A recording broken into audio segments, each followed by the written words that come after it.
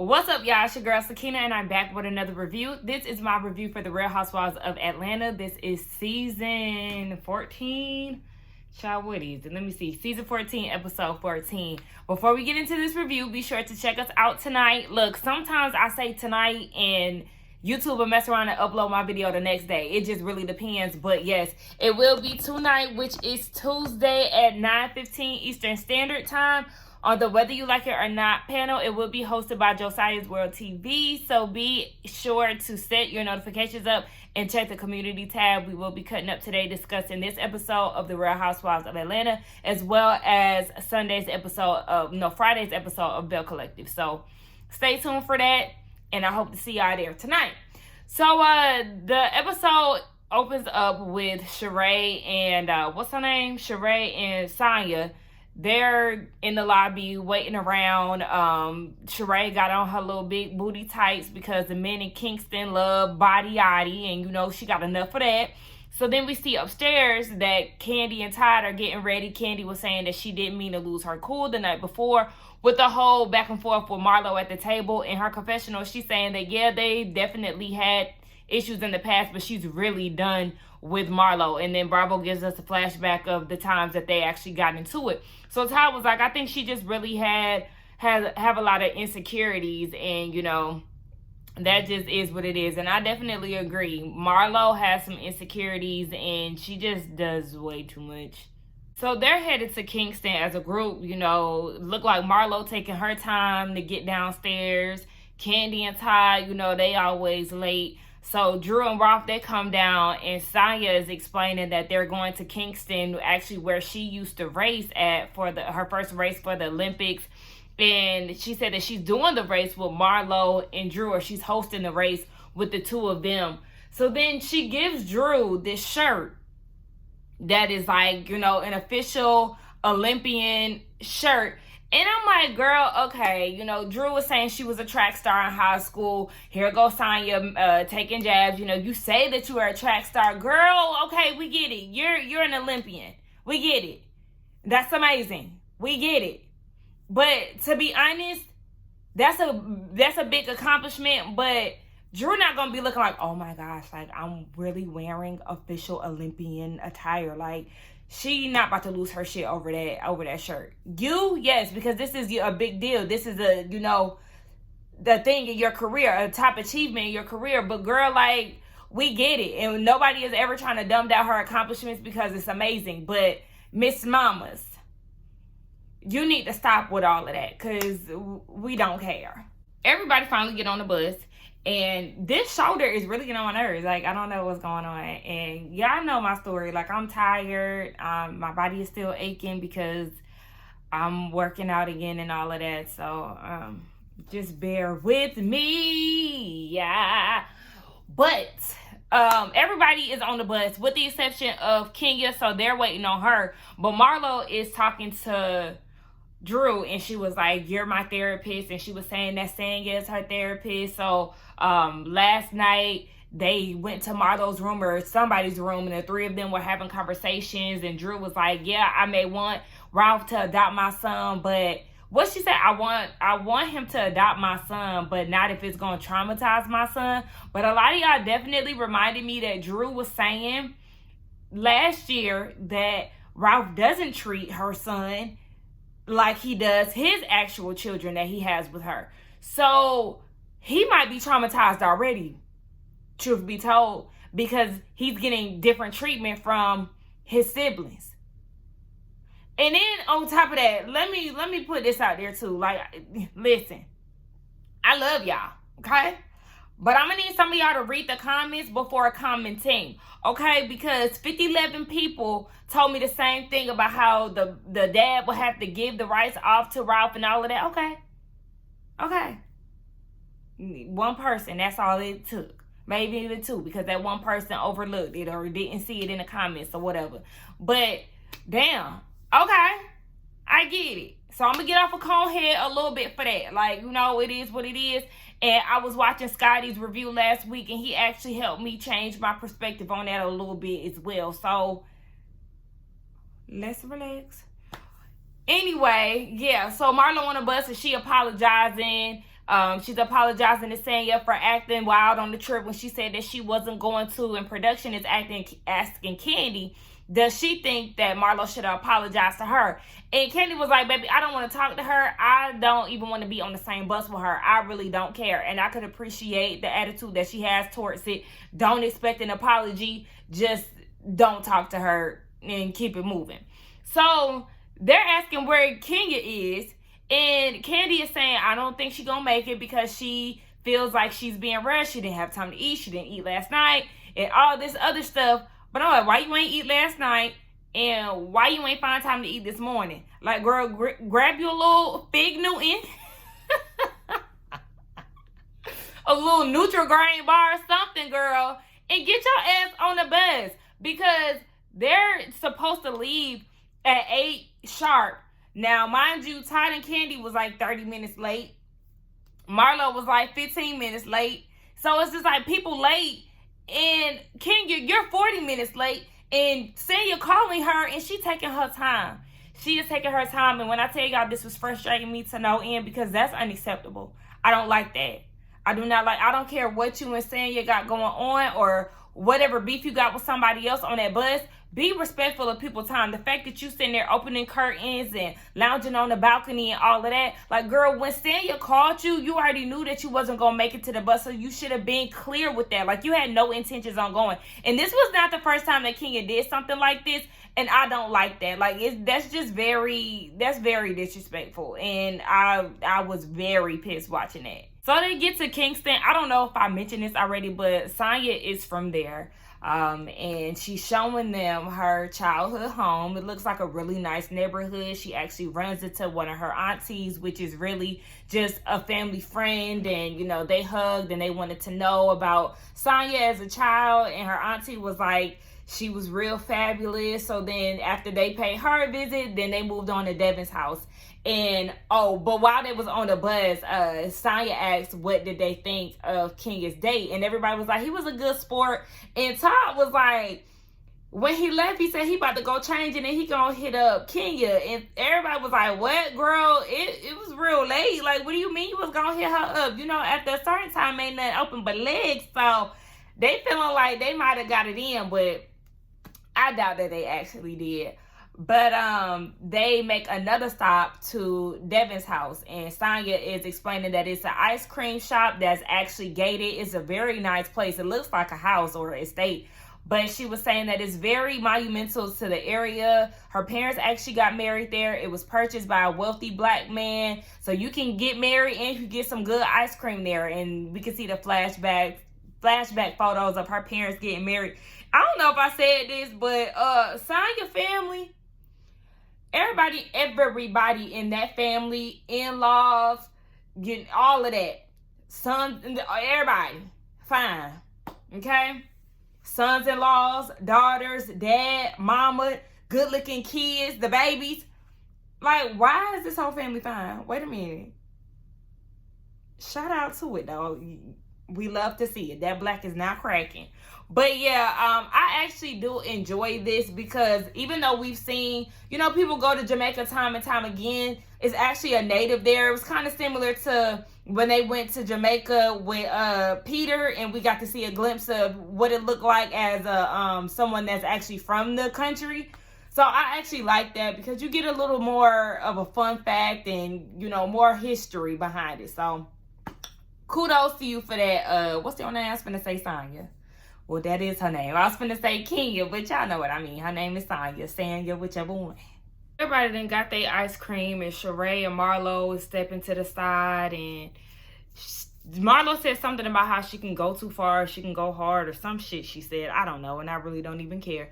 But she was just feeling like Candy was butting into it. She usually quiet, so she should have been quiet at that time. And then we see Mayetta and Candy talking, and Candy was like, girl, you was just talking too much about Ralph and giving him the third degree when you basically doing the same thing. Like, that don't add up. And then she was getting real pissed when Marlo was, you know, talking about Todd and then, you know, just trying to make attacks on her. And all of a sudden, Miss Kenya Moore arrives 2 hours late. I said, now what kind of bus she done got on to where she done made it to the ice cream place. Now, if y'all ever been to Jamaica, y'all know when they get in them cars, not the cars too, but when they get in them tour buses, baby, hold on to your seats because they be driving so crazy and it's scary and it's on the other side of the road. You're not used to that as an American, baby. They go by kilometers there. They don't go by miles. Baby, they be going 1,000,000 kilometers. And I be scared as fuck. So she must have had a crazy tour bus driver, because baby, she made it. I mean, she was 2 hours late, but from the looks of it on the show, she only missed one thing, which was Sonya's childhood house. Now, Kenya and Sonya, they go off to the side and they have a conversation. And Sonya wanted to know why she's been late to everything. And my whole thing initially was, Miss Sonya, she's here now, so what's the big deal? And honestly, she really didn't miss out on anything except for your childhood house. So, I mean, let's not make this a thing because it's really not that serious. You are not that pressed for Kenya to see that. I mean, maybe so, but I don't know. It's just not that big of a deal. It's like, okay, you nitpicking at this point. Just let it be what it is. She actually showed up. Now, the thing is, if she didn't show up, I can see why you would feel away. But she actually did decide to come along with y'all and take that 2-hour trip by herself. So, just let it be what it is. So, Kenya, lying ass, go and say, you know, I've been on time for everything that you've set up. Girl, you was an hour late to the dinner before and you was 2 hours late today. But okay, you've been tardy for the party. But whatever, she's showing up nonetheless. It's just like a matter of respecting people's time at the end of the day. So then Kenya goes and communicate. Because that's the same thing. That's what I was pointing out. Because I knew that she did it but once before. Even with the whole charade thing, the party that Marlo and Kenya had threw for her, remember, she was in the bed.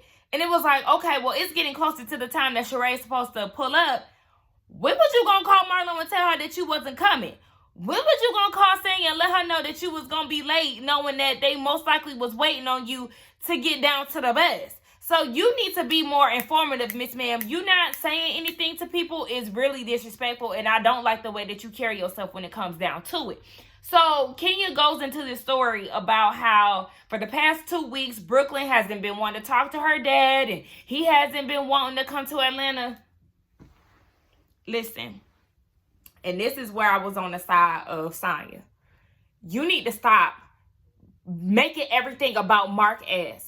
Every time you have a problem with something, it's because of raggedy ass Mark. Like, when are you going to accept the fact that y'all are getting a divorce and letting it be what it is? Like, he's always raining on your parade and you're always allowing him to. Now, the thing is, she sit here and talk about, I be trying not to let it get to me. Then why are you letting it get to you so damn much? Like, seriously. At some point, you're going to have to say, fuck this man. And I understand you want your daughter to have a relationship with her dad, but you cannot force him to do that. And then, yeah, you get in these situations where Sonya is asking you why you can't be on time or whatever, and you talking about Brooklyn and how her daddy don't want to see her. She don't want to see him. Let it be. If she don't want to see her daddy, then she don't want to see her daddy. Like, everything in life is not going to go as planned. I get it. You want them to have a good relationship because you didn't have a good relationship with your mom. But sometimes it's not going to be what it is, Kenya. Like, you know, I love you, girl. I really do. But if Lil Brooklyn don't want to fuck with her daddy at this age, then let it be. She got a good sense of who he is. That's all that means. Like, fuck Mark. Like, I'm so tired of him being an excuse for the reasons why you ain't did X, Y, and Z. Girl, please, leave that nigga in the past. Not Marlo trying to make up with Candy by mentioning Simon buying Portia a Rolls Royce. Girl, please. Ooh, did I just... I just said that with no problem. A Rolls Royce. Baby, when I tell you, I be struggling saying that. But anyway, I'm with Candy. And I just... keep that energy, Candy. I'm fucking with it. Candy was looking down at her phone like, I know this bitch ain't talking to me. Yeah, exactly. And she's talking something. You hear me, Candy? Huh? Oh, girl, you still mad? Yeah, bitch, I'm not fucking with you. Like you said what you said last night, and it is what it is. Like, you think you mentioning Portia is supposed to be our way of making up?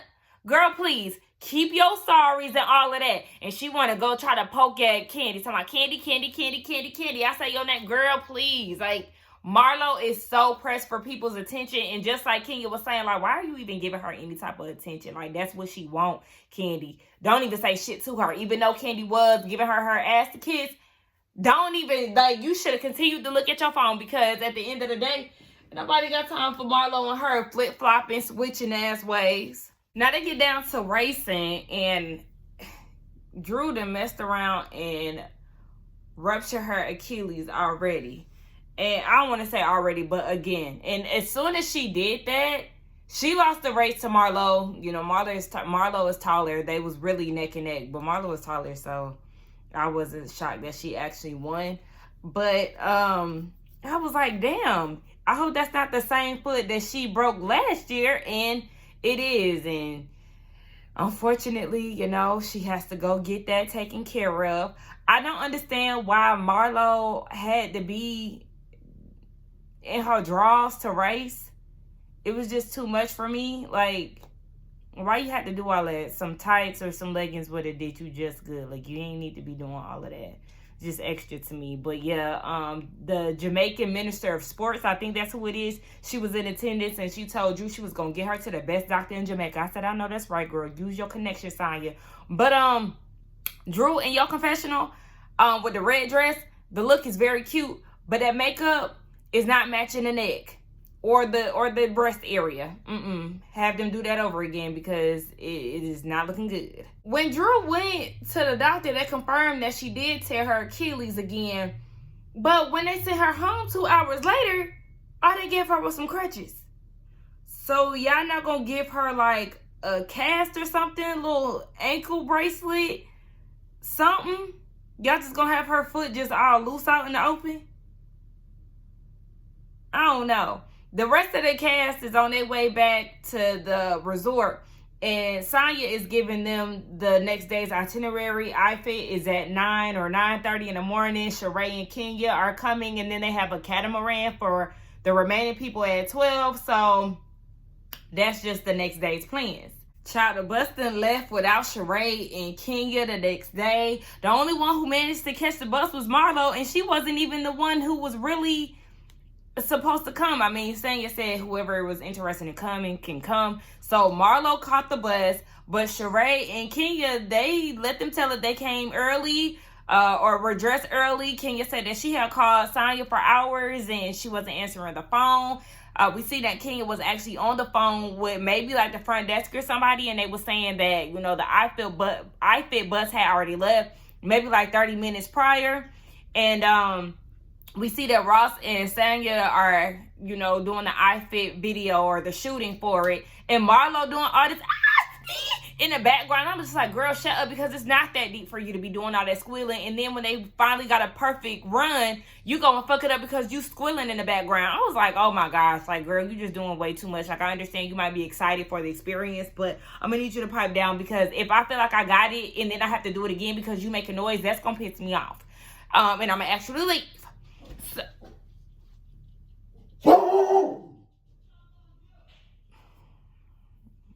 Anyway, so my mom just got here. But yeah, so Sonya did tell Marlo though that she had lost her phone, so hopefully they didn't reach out to her or whatever. But it's like, girl, where's your phone at? I'm filming. Kenya goes to check on Drew to see how she doing, and she actually asked Drew to read over some lines for her because she does have a acting role that she's trying to audition for. And you know, Miss Candy, she don't miss a beat or a bag, so she got to get down to it whether she on vacation or not. So Drew is trying to give her some I guess some pointers, but also asking her how she reads her script. Does she go through the Uda Hagen, I don't know what it is. It's a certain method that'll help your character development and, you know, all these things. So she's asking her how she, or she's not asking her, but she's like telling Candy, you know, when I'm thinking about it, I'm thinking about, you know, am I touching my hair? Am I grabbing my phone? Does it smell like a hospital? I said, all right, Mary, am I in Jamaica? And then she was like, you know what, just act like you talking to Marlo and you'll be just fine. So then they get in the topic, and Drew was like, look, bottom line, I don't know why Sanya is trying to get close to Marlo, because Marlo is messy. Like, she also was saying some things about Sanya too, and I had forgot all about that. She definitely did. She was saying that she felt like Kenya and Candy were being used for her mommy blog because they have the most following and all of that type stuff. So it's like, yeah, Marlo was definitely messy, and I'm very shocked that Drew caught on to that. But it's just like, Marlo is a flip-flopper. She gonna talk hella shit about you behind your back, but then when it's face-to-face, she want to act confused as to why you don't fuck with her. But like I said, it's just crazy how Kenya and Candy are treating Marlo is very fitting, because they don't even know all the things that she said about them behind the scenes. But it's just like that intuition is clicking, and they know not to really fuck with her. So it's like people are really starting to catch on to Marlo and her ways. But you know, Sanya, she's just trying to get in where she fit in, and Sheree is a follower. So it's like those are the only two that are willing to really follow in Marlo's footsteps. Even though Drew, she definitely had some following tendencies last season, and she probably would still have the same if Portia was still on. Let's call a thing a thing.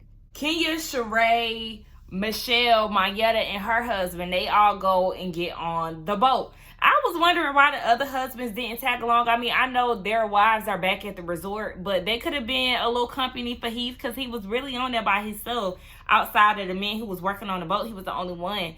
But they're all there, and baby, Kenya done got on the mic. She pretending to be Sanya, and she got her accent. She shouting out all the single ladies. Next thing you know, they done turned up. Kenya and Mayetta was getting down. Oh, y'all really turned up. Y'all was having a good time. But Kenya was like, I'm mad at Sanya, but I'm not at the same time. So then Mayetta wants to know about Sheree and what's going on with that. And Sheree was saying that she's getting ready to do, what did she call it? Not a fashion show, but like, I don't know, a damn sneak peek. Let me see what she said it was. A fashion presentation to lower expectations, just in case some of her pieces don't arrive.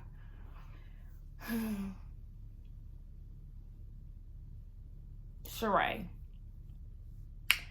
if we have another fashion show with no fashions, then I know something. Like, stop. I understand production probably like, okay, girl, we about to wrap it up soon. Like, I don't know what it is, but it's always something with Sheree, and we sick of it. Like, please, just get away from us with this. Kenya want to be her model for the fashion show. Girl, please. Kenya was cracking me up, but she was like, I have walked runways of many, but not designers. Like, girl, okay, let's keep it a book. She said, I done run runways. Okay, maybe two. So then her and Mayetta, they get up and they get the sliding down the pole and twerking and all of that. They was really having a good time. And Sheree talking about, girl, I mean, your video vixen days are over. I'm looking for something more classy that fits my brand. That brand don't exist to this day, girl. Boo. Like, relax and have a good time like everybody else. Sheree got to talking to Sanya about how she was mad at her for leaving her at the resort, and she missed out on the outfit opportunity. So, Sheree, girl, you said you was down at the lobby at 9:30. Meanwhile, you and Michelle out on the beach. That's not the lobby. And if that's the case, sis, that's on you. Because, I mean, you was not where you was supposed to be.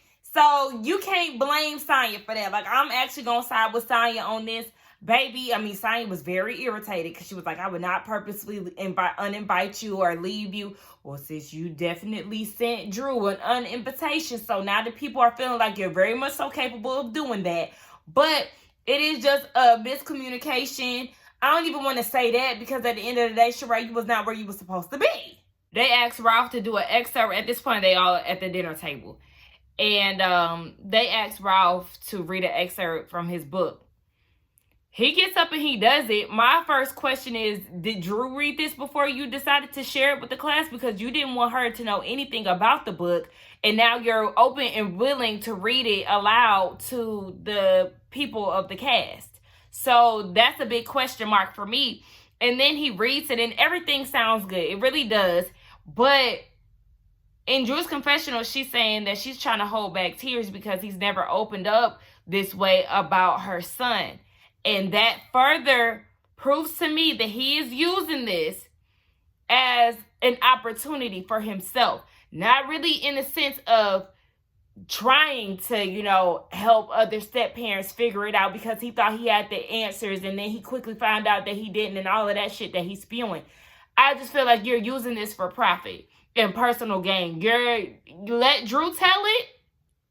You don't treat her son as equally as you treat, or you're not as affectionate with her son as you are with the other two that are biologically yours. So this is why I have a major side eye and I cannot get behind this book. One, you did not involve his mother.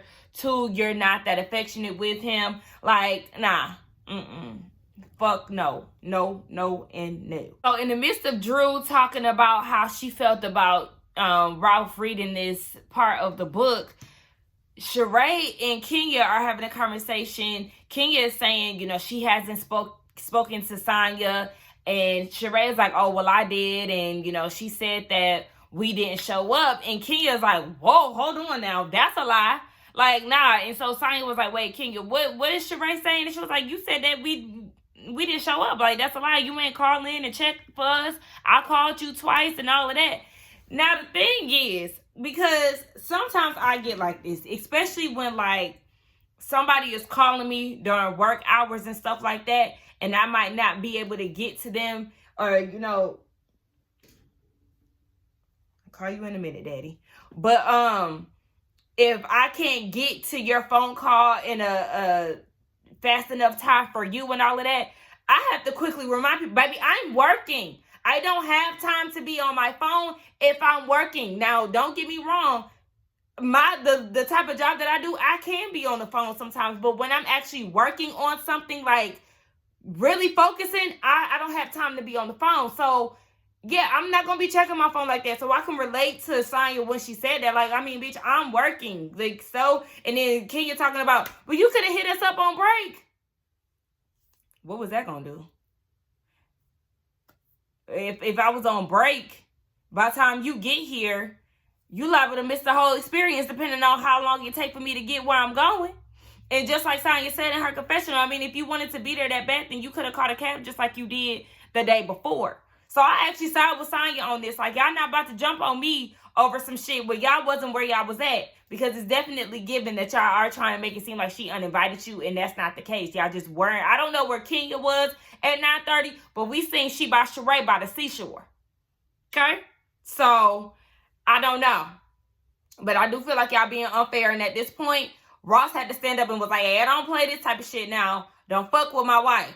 But it kind of was like, you ain't have to get all buck with us like that to where you saying don't fuck with my wife. Like, you could have had a different approach, because if Ty or if Heath wanted to get at you or whatever for disrespecting the women, then, it would have been a different story. Ross, your fine ass. You could have been like, let me teach you how to say it, babe. You should have been like, hey, let's be respectful here. I know my wife, she would never do anything like that. To purposely leave y'all out. We were working. We had a busy schedule today, so she wasn't able to check her phone in between breaks. She didn't even know where her phone was. So let's just extend each other a little grace and respect. And then you sit your fine ass back down. That's how you do it, man, okay? But anyway, that was the end of the episode. Y'all let me know what y'all thought about it. I think this episode was pretty good. Let's get down in the comments to talk. Do not forget to check us out tonight at 9:15 Eastern Standard Time on Josiah World TV's YouTube channel for the Whether You Like It or Not panel. We will be discussing this episode as well as Friday night's episode of Bell Collective, all right? Let's get it out in the comments. Don't forget to like, comment, and subscribe. Excuse me. To my channel, and I will see y'all next one. Bye.